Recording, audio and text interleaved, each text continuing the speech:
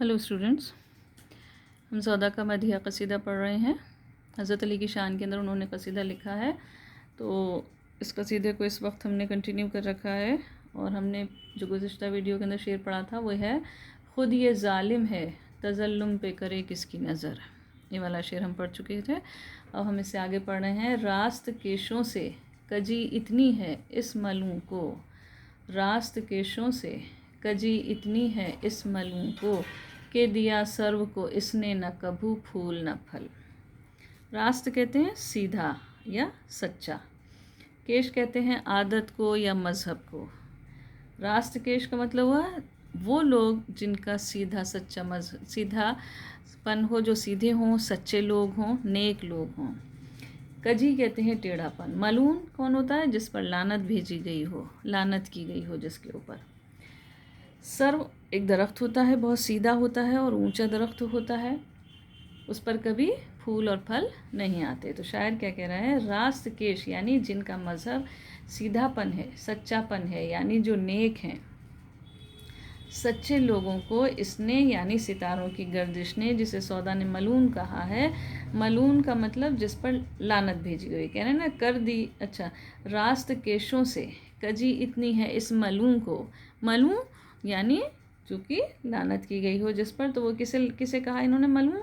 इसे कहा है उन्होंने गर्दिश चरख को, यानी सितारों की गर्दिश को उन्होंने कहा है कि सितारों की गर्दिश जिस पर लानत भेजी गई है, इस गर्दिश ने कभी सीधे सच्चे लोगों को आराम या चैन नहीं लेने दिया। रास्त केशों से कजी इतनी है यानी इतना टेढ़ापन है इसे, इतनी अदावत है इसे, इतनी दुश्मनी है इसको कि उन्हें चैन नहीं लेने देता, कि हमेशा परेशान करता है, दुखी किया है।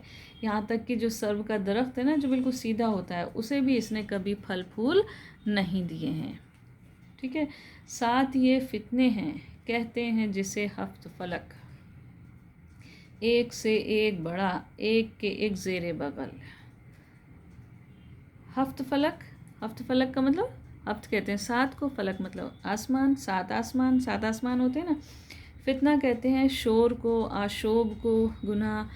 तो शायर क्या कह रहा है कि ये जो सात फितने हैं, ये इन्हें हम जिन्हें आसमान कह रहे हैं। आसमान क्यों कहा इन्होंने फितना?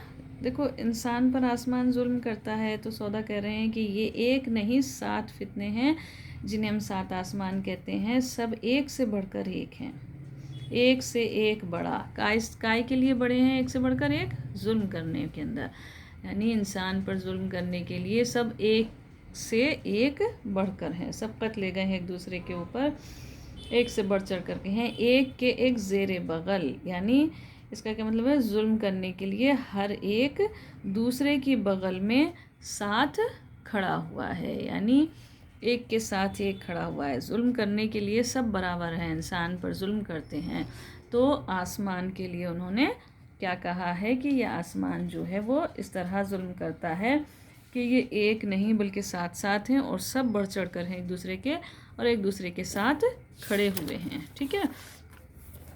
फिर अगला शेर है, देखो एक मिनट,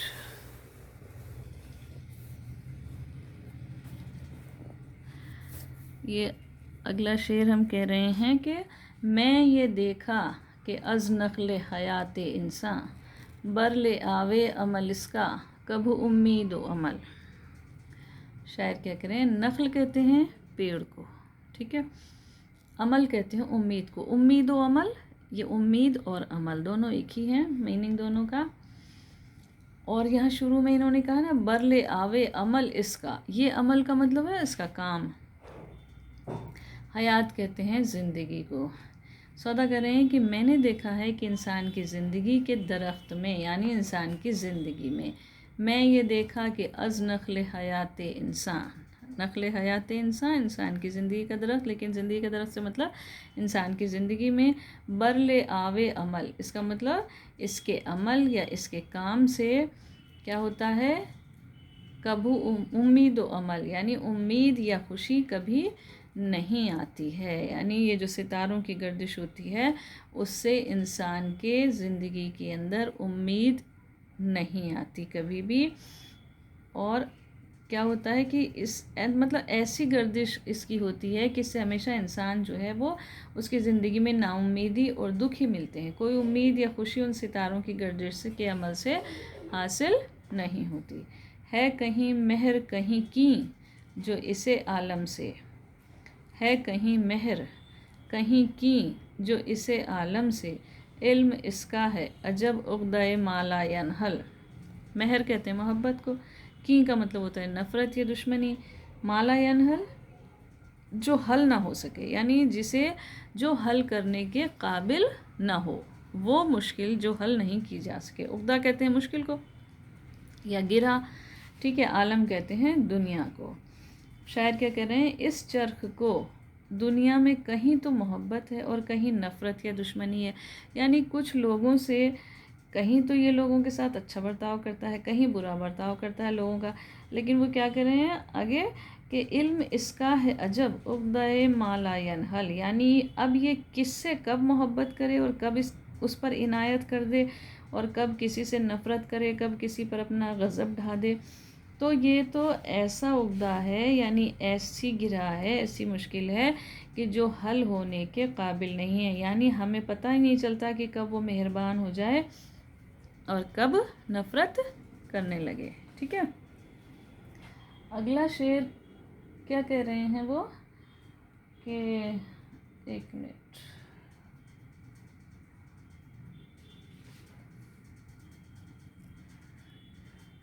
अगला शेर कह रहे हैं कि इस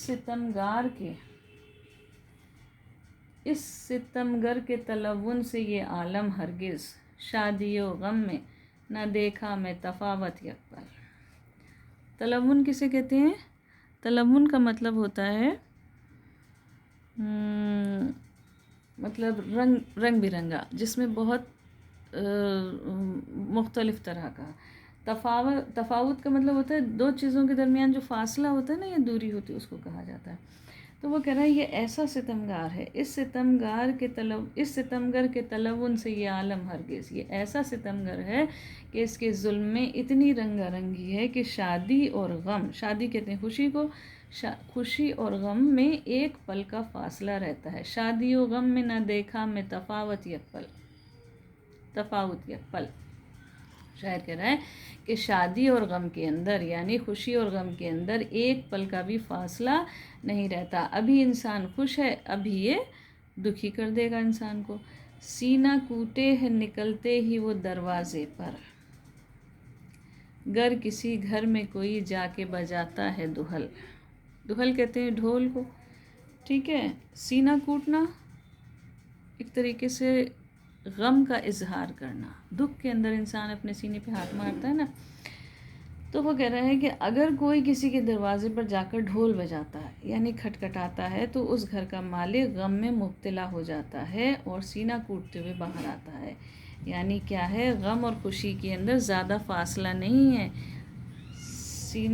सीना कूटते हुए बाहर आ जाता है, यानी दुख का इजहार करता है। तो वो कह रहे हैं कि ऐसा है कि ढोल बजाता है अगर कोई किसी के दरवाज़े पर, यानी कोई खुशी का इजहार करता है, तो ऐसा मुमकिन है कि अंदर से निकलने वाला जो है वो दुखी हो, गमज़दा हो। तो खुशी और गम के अंदर ज़्यादा फासला नहीं होता, एक पल का फासला होता है। अभी इंसान खुश है, अभी दुखी है।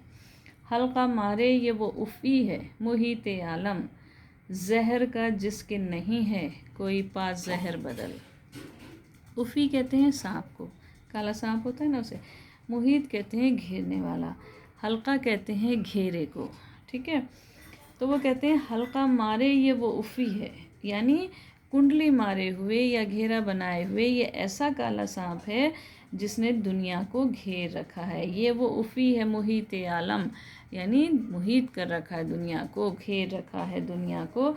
काले सांप का जहर देखो बहुत सख्त होता है, इसलिए इसके जहर का कोई इलाज दुनिया में नहीं। वो कह रहे हैं जहर का जिसके नहीं है कोई पास जहर बदल, कोई दुनिया के अंदर बदल नहीं है, कोई इलाज नहीं है। ये ऐसा इसका ऐसा जहर है। सितारों की गर्दिश को इन्होंने काले सांप से तशबीह दी है। तो वो कह रहे हैं कि सितारों की गर्दिश के आगे चूँकि हम बेबस हैं, इंसान बेबस है, तो वो कह रहे हैं सितारों की जो चाल है वो वही हमें कबूल करनी पड़ती है। और इसने सारी दुनिया को घेर रखा है और इसके जहर का, ऐसे सांप के जहर का कोई इलाज नहीं है। यानी जो सितारों की चाल के ज़रिए लिखा गया हमारे मुक़द्दर में, हमें उसे कबूल करना पड़ता है। फिल हकीकत हैं ये सब आबले। ठीक है,